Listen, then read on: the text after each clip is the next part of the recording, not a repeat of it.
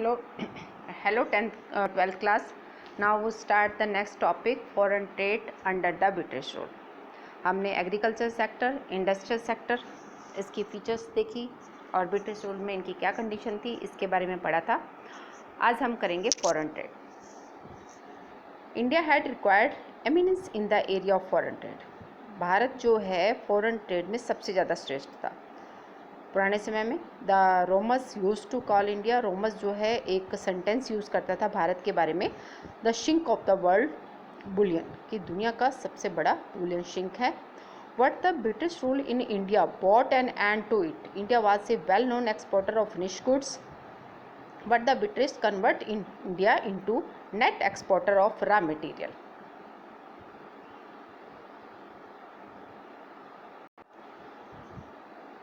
भारत पर जब ब्रिटिश सरकार ने जब व्यापार के थ्रू हम पर कंट्रोल करना शुरू किया तो उस टाइम ब्रिटिश सरकार ने जो है ना हमारा जो है हमें एंड पॉइंट पे लिया है. भारत जो है फिनिशिंग गुड को एक्सपोर्ट करता था. Cotton, silk, textile, iron goods, wooden goods, Ivory works, precious stones, different प्रकार के जो है ये फिनिशिंग प्रोडक्ट जो है एक्सपोर्ट करता था विदेशों में. परंतु जैसे ही ब्रिटिश सरकार ने धीरे धीरे हमारे देश पे कंट्रोल करना शुरू कर दिया तो उसके बाद ब्रिटिश सरकार ने भारत की जो ट्रेड डायरेक्शन थी उसको ही एकदम चेंज कर दिया. Net exporter of raw material and importer of finishing good. हम जो एक्सपोर्ट कर रहे थे फिनिशिंग प्रोडक्ट वो हम करने लगे इंपोर्ट, और रॉ मटेरियल जो हम इंपोर्ट कर रहे थे वो डायरेक्शन चेंज होंगी एक्सपोर्ट में. But was all due to discriminatory policy of trade and tariff pursued by the British government. क्योंकि ब्रिटिश सरकार ने टैक्स की ऐसी पॉलिसी चला दी थी कि जिसकी वजह से हमारा ट्रेड का डायरेक्शन बिल्कुल चेंज हो गया. ये आपने देखा होगा, जब मैंने आपने सुना भी था जब मैंने इंडस्ट्रियल जो है कि फीचर्स आपको बताई थी ब्रिटिश सरकार के टाइम में, कि उन्होंने हमारा अपनी टैरिफ और ट्रेड पॉलिसी के द्वारा जो है हमारा बिल्कुल ट्रेड हैंडीक्राफ्ट का बिजनेस जो है बिल्कुल ख़त्म कर दिया. State of India's foreign trade the time of independence. तो उस टाइम हमारा ट्रेड का क्या पोजीशन क्या कुछ हुआ. Net exporter of primary product and importer of finishing goods. Colonial ने यानी कि ब्रिटिश सरकार ने हमारी इकोनॉमी का इतना शोषण किया कि हम जो है net exporter of raw material primary product के लिए हो गए. On other hand net importers of finishing goods, और फिनिशिंग गुड्स भी कहाँ से, ब्रिटिश इंडस्ट्री से. Our import include cotton, silk, woollen cloth beside several type of capital goods produce in England, जो है इंग्लैंड में प्रोड्यूस किए जाते थे. कंपोजिशन ऑफ एक्सपोर्ट और इम्पोर्ट जो है उसने हमारी जैसे ही डायरेक्शन चेंज हुई ट्रेड की तो हमारी इकोनॉमी क्या होने लगी, बैकवर्डनेस आ गई. क्योंकि हमारे देश से रोज़गार ख़त्म हो गया, देश में गरीबी आ गई और पूरा कंट्रोल जो है ब्रिटिश सरकार का हुआ. मोनोपोली कंट्रोल हो गया फॉरेन ट्रेड पे ब्रिटिश सरकार का. ब्रिटिश जो उन्होंने रूल एंड रेगुलेशन बनाए थे उसमें उनका एक मोनोपोली यानी कि एकाधिकार हो चुका था ब्रिटिश गवर्नमेंट का. टू ऑब्जर्वेशन के द्वारा बता रहे हैं आपको. More than 50% of India's foreign trade was directed towards great Britain. हमारा 50% जो ट्रेड था वो किसके कंट्रोल में था, ब्रिटेन के कंट्रोल में. While exports of primary product यानी कि रॉ मटेरियल जो इंडिया से जाता था, सप्लाइड होता था, वो भी कहाँ जाता था, सीधा ब्रिटिश इंडस्ट्री में, और कहीं हम भेज नहीं पाते थे. और फिनिशिंग प्रोडक्ट जो वो तैयार माल करते थे वो सारा हमारी मार्केट में लेकर आते. तो इस प्रकार से इन्होंने एक मोनोपोली जो है कंट्रोल कर लिया. इंडिया और ब्रिटेन जो एक्सपोर्ट और इंपोर्ट हम करते थे उस पर जो है इंडिया और ब्रिटेन के बीच में ही हुआ. उन पे रिस्ट्रिक्शन लगा दी हम लोगों पे कि हमें क्या सामान बेचना है और क्या सामान मंगवाना है. तो ये रीज़न था जिसकी वजह से हमारी इकोनॉमी जो है एकदम बैकवर्डनेस हो गई. Surplus trade but only to benefit the British. जो भी व्यापार में बचत होती थी, फ़ायदा होता था, ब्रिटिश सरकार सिर्फ अपने बेनिफिट के लिए ही उसको यूज़ करती.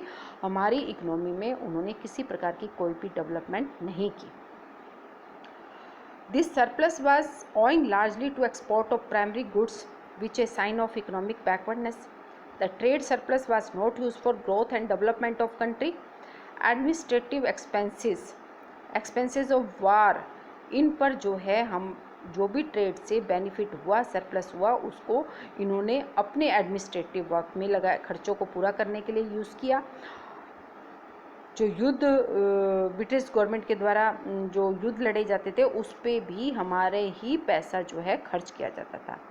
Administrative and war expensive led to huge drains of wealth from India, और इसकी वजह से भारत की जो है काफ़ी संपत्ति जो है वो ब्रिटेन सरकार ने खर्च कर दी। और ये सब रीज़न थे, ये सब जिसकी वजह से हमारी इंडियन इकोनॉमी जो है एकदम बैकवर्ड चली गई थी। डेमोग्राफिक प्रोफाइल अगर हम देखते हैं ब्रिटिश रूल के अंदर, तो बर्थ रेट और डेथ रेट, जब हमारे देश में कंडीशन जो है एकदम बैकवर्ड होगी, लोग गरीब होंगे, निरक्षर यानी कि साक्षर नहीं होंगे, तो क्या हालत होगी। बोथ हमारी बर्थ रेट और death rate were very high, 48 and 40 पर 1000 रेट थी।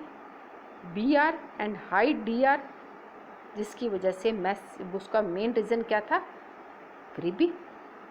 इन्फेंट जो मॉर्टलिटी रेट थी, यानी कि पर ईयर एक साल में पर 1000 बच्चों पे कितनों की डेथ होती है, बस वेरी हाई थी। इट वॉज अबाउट 218 पर 1000, यानी कि 1000 बच्चे पैदा हुए हैं तो 218 जो है मर जाते थे। 32 पर 1000 at a present. High infant mortality rate का मेन कारण भी क्या था, गरीबी, क्योंकि उसकी वजह से हेल्थ केयर पे ध्यान नहीं दिया जाता था, उस पर पैसा खर्च नहीं किया जाता था। लाइफ एक्सपेक्टेंसी, यानी कि जीवन जो हमारी रेखा थी वो जो थी ओनली बिलो 32 ईयर्स। प्रेजेंट की बात करें तो अब हमारी है 69.4। उसका भी मेन रीज़न यही था, lack of health care facilities, lack of awareness as well as lack of means to avail them, क्योंकि हमारे पास पैसा ही नहीं था, हम बेरोज़गार हो चुके थे, हमारी इकोनॉमी एकदम बैकवर्डनेस हो गई थी, जिसकी वजह से हमारी जो डेमोग्राफिक प्रोफाइल थी वो इस प्रकार की होगी।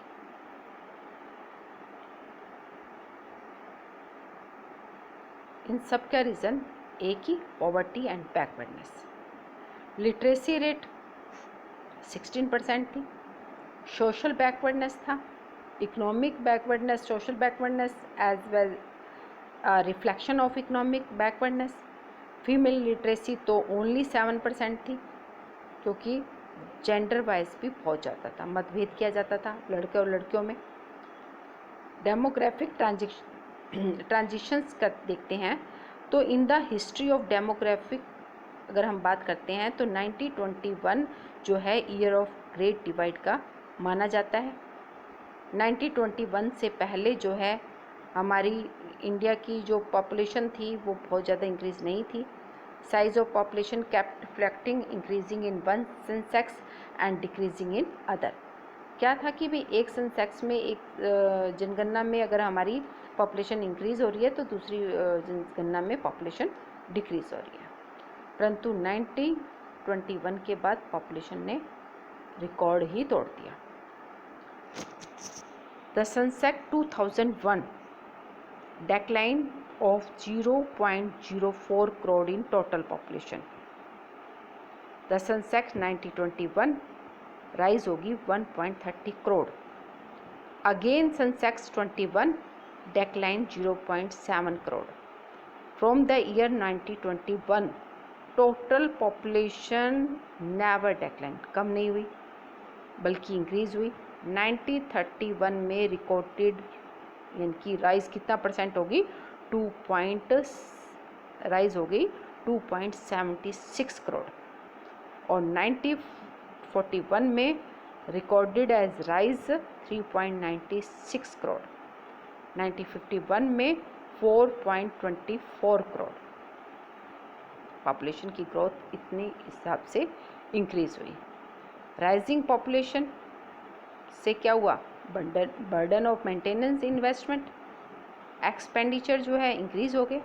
विच a country has to incur maintenance of existing population, government जो है इस पॉपुलेशन को कैसे मेंटेन करे, इसमें प्रॉब्लम में आ गई। मेंटेनेंस इन्वेस्टमेंट हाई हो गई, ग्रोथ ओरिएंटेड इन्वेस्टमेंट लो हो गई, ये कंडीशन आ गई। उसके बाद high maintenance and low growth oriented investment जो है ईवी ऑफ द इंडिपेंडेंस के टाइम में एक अनदर फीचर्स थी। और कारण backwardness. Underline fact is till 1951 rise in India's population was never alarming. It ranged between mild to modest. 1951 में rise in population जो है वो become explosive in nature. Country started facing a serious challenge in term of population explosion. यानी कि सरकार के सामने जो है एक चैलेंज बन के आ गया कि हम अपनी पॉपुलेशन को कैसे कंट्रोल करें। तो ये है हमारी demographic profile.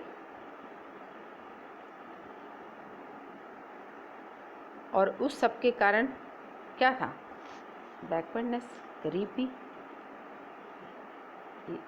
Illiterate, health condition, ये सभी चीज़ें जो हैं कंडीशन कैसी थी in the time of EV of independence, जब देश आज़ाद हुआ था उस टाइम हमारे देश की कंडीशन जो है वो ऐसी थी, क्योंकि ब्रिटिश सरकार ने दीमक की तरह हमारे देश को खा लिया था केवल अपने बेनिफिट के लिए। तो ये है आज का टॉपिक, इसको ध्यान से सुने और इससे रिलेटेड नोट्स जो हैं अपने रजिस्टर में नोट करें।